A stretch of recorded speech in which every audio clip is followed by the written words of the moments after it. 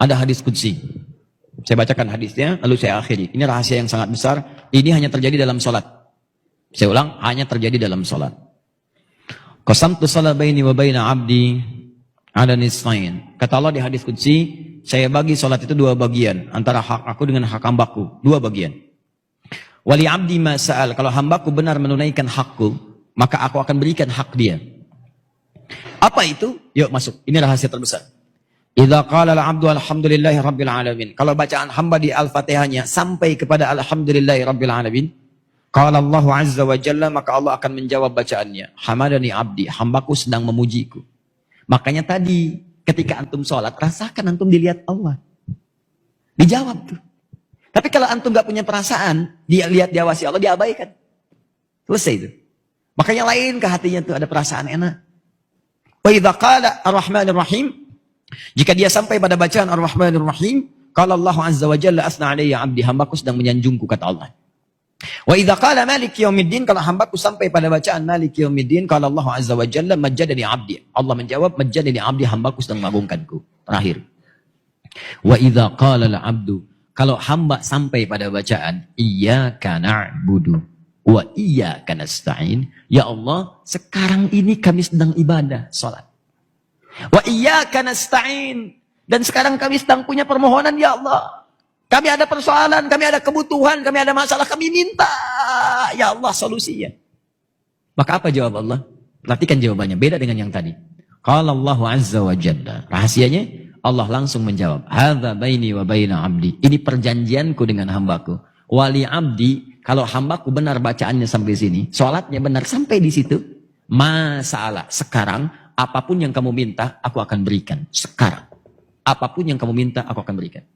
Saya tanya pada Anda membacakan iyyaka na'budu wa iyyaka nasta'in saat ruku atau saat sujud? Jangan kelamaan, saat berdiri. Enggak ada orang ruku baca iyyaka na'budu wa iyyaka nasta'in. Allahu akbar, iyyaka na'budu wa iyyaka nasta'in. Enggak ada.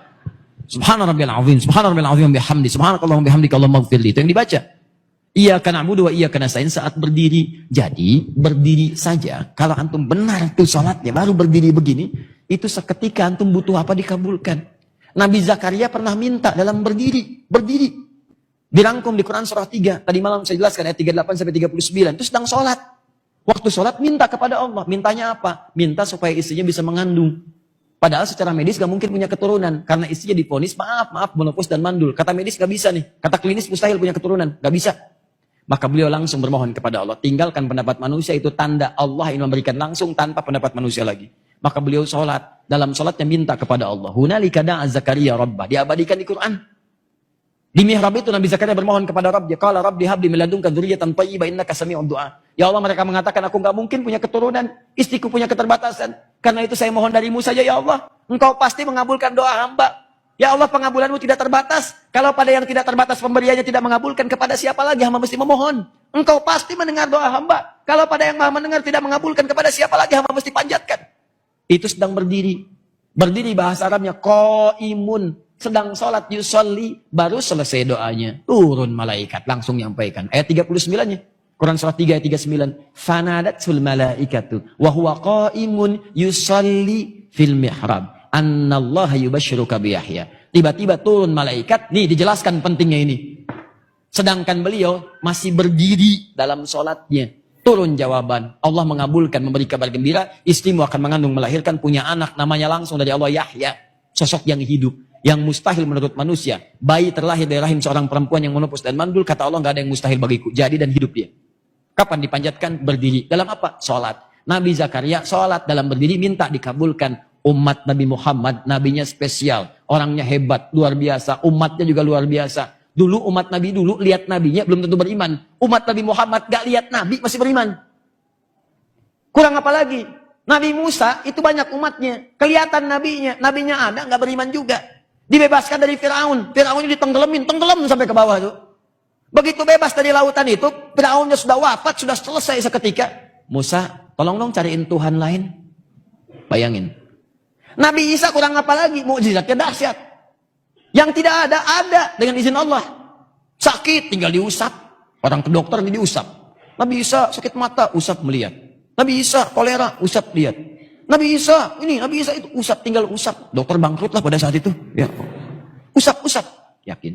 Kedua, ini yang paling dahsyat, menghidupkan yang mati dengan izin Allah.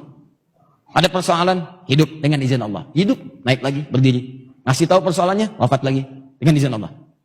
Sampai sebegitunya, nggak yakin juga, dicari-cari nabinya, mau dibunuh. Bayangkan, Anda bayangkan, umat yang melihat masih ingkar juga.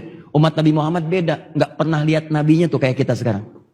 Kalau di zaman Nabi melihat Nabi beriman, itu biasa. Nih, kita nggak pernah lihat.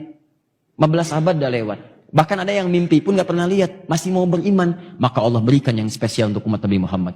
Nabi Zakaria sholat, berdiri, minta dikasih. Umat Nabi Muhammad sebelum sholat 5 kali sehari. Kata Allah, saya tunggu. Kamu mau minta apa, saya kasih. Cuman pertanyaannya, banyak yang tidak minta pada saat itu. Saya tanya pada antum, ketika antum sampai pada ayat ini, iya karena budu, iya karena stain, antum minta apa? Ayo. Padahal jelas. Baca Al-Baqarah ayat 45. Wasta'inu bisabri wassalah. Kalau kamu punya masalah, minta kepada Allah solusinya. Bisabri, terima dengan sabar. Wassalah, saat sholat minta. Wasta'inu, perintah. Cara mintanya nasta'in. Kapan kalimat nasta'in itu muncul? Dalam berdiri. Iyyaka na'budu, ya Allah sekarang kami sholat. Kata engkau kalau punya masalah, lakukan sholat. Sekarang kami sholat. Wa iyyaka nasta'in. Kata engkau wasta'inu. Sekarang kami nasta'in. Sekarang kami minta. Kata Allah, ya kalau bagus sholatmu sekarang, minta. Apapun yang kamu minta, aku kabulkan.